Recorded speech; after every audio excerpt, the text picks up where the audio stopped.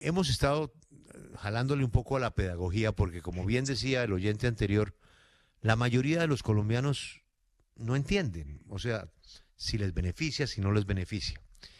Aquí habló esta mañana un experto, un profesor que tiene mucho conocimiento en el manejo de las pensiones. Y a la pregunta de si le convenía o no le convenía a los colombianos, dijo que sí le convenía. Usted ha expresado que no considera que le convenga, además de criticar que esa reforma se aprobó con la plata de la unidad de gestión del riesgo que se usó, según usted dice, para aceitar congresistas que terminaron aprobando la reforma. Pero usted habla también de los millones de pesos de jóvenes hacia su futuro. ¿Por qué razón, independientemente de su denuncia de la unidad de gestión del riesgo, que es un caso judicial que hoy existe y que tiene en la cárcel a varias personas, independientemente de eso, ¿por qué usted cree que la reforma no le conviene al bolsillo de los jóvenes colombianos en su futuro? Mira, Julio, lo que nosotros hemos estado diciendo, en los que nos hemos opuesto a la reforma, y obviamente reconociendo que hay cosas buenas, como por ejemplo acabar los grandes subsidios a las megapensiones, pero lo que nosotros hemos venido diciendo es que privilegiar un sistema de reparto, que son los sistemas que se hacen a través o de forma piramidal, en donde los de abajo pagan las pensiones de los de arriba, en medio de, pues, obviamente en un invierno absolutamente demográfico, en donde pues tenemos cada vez menos jóvenes, en donde nace cada vez menos personas, que eso está absolutamente probado en todo el mundo y en Colombia, pues es un enorme acto de irresponsabilidad. Nosotros somos y creemos que los sistemas pensionales que perduran son aquellos que privilegian el ahorro individual. Asunto que no hace esta reforma, porque esta reforma a través de su pilar contributivo lo que hace es llevar a casi la mayoría de personas a cotizar hacia el sistema este de reparto, el sistema piramidal o el sistema de colpensiones. En segundo lugar, una de las grandes objeciones que nosotros pusimos sobre la mesa es lo que llaman ellos el pilar semicontributivo. Para todos los que nos escuchan, es ese pilar donde están aquellas personas que no alcanzan a pensionarse, que son muchas personas en Colombia, que suman una semana si no alcanzan a pensionarse. Hoy, bajo el sistema que tenemos, y si estuvieran en un fondo de ahorro privado, pues les devolverían todos los saldos actualizados con sus rendimientos. No, lo que hace esta reforma es que a estas personas literalmente les cambian ese ahorro que ellos tuvieron por una renta vitalicia, que bien en los cálculos de colpensiones y demás comienza desde los 223.000 pesos.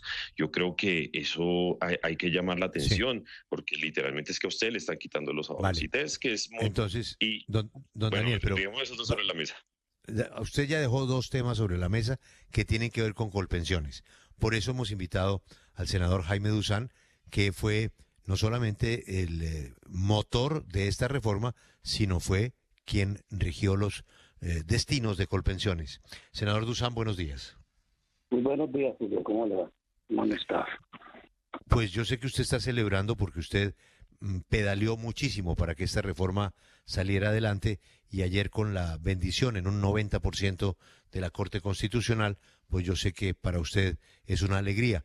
Pero ¿qué le responde usted a la crítica de Daniel Briceño sobre dos puntos concretos que él ha expresado? Julio, digamos en primer lugar que es un proceso después de 2 años largos que la Corte Constitucional duró discutiendo la pena pensional. Es un proceso muy democrático, muy amplio.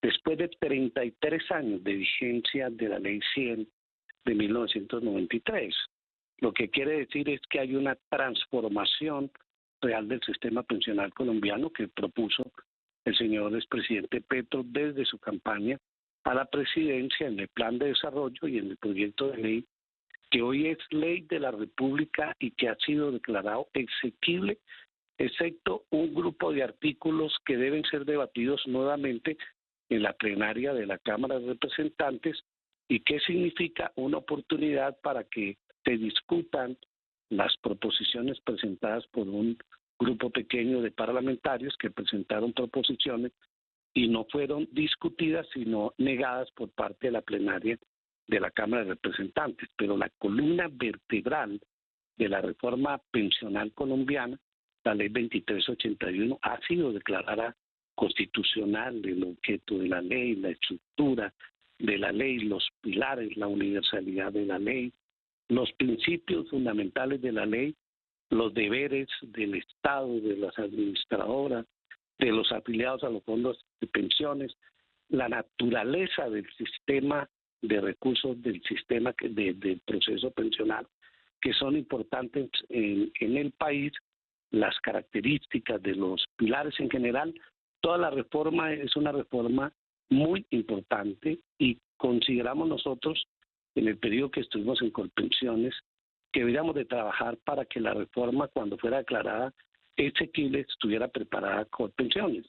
Hoy tenía Colpensiones más de 3.200 funcionarios preparados, la tecnología avanzó notoriamente en los temas de kiosco, inteligencia artificial, ciberseguridad, las relaciones con las 81 puntos en el país, con las regiones, con las organizaciones sociales, cívicas, populares.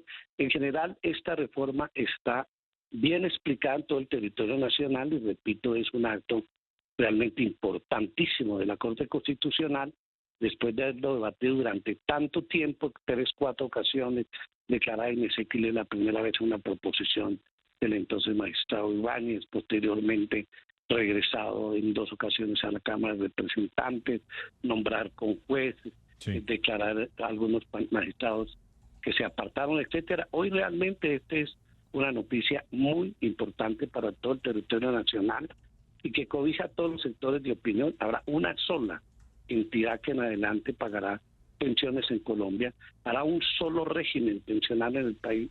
Los fondos privados de pensiones tienden indiscutiblemente a desaparecer y en este proceso de transición que vamos a tener hasta el 1 de abril del próximo año, la gente recuperará derechos como por ejemplo la doble asesoría, la completar semana, 750 semanas mujeres, 900 semanas hombres, etcétera. Es realmente una reforma muy importante para el país y para los jóvenes, cuando quiera que el artículo 11 habla de la naturaleza de los recursos del sistema y establece con claridad que estos recursos, la nación tiene que tener claro que la naturaleza pública de carácter parafiscal no pertenece a la nación ni a las entidades que lo administran y solo se podrán destinar para fines de pensiones, no para unos fines distintos. Es decir, que se prohíbe el uso de apropiaciones de estos recursos, incluidos los rendimientos en cuentas de ingresos corrientes en el marco del presupuesto de la nación.